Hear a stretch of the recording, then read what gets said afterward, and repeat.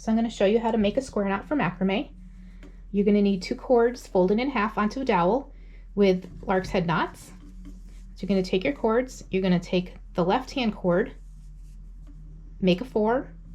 You're going to take the right hand cord, you're going to go over the 4, underneath the 2 center cords and up through the loop, pull it up.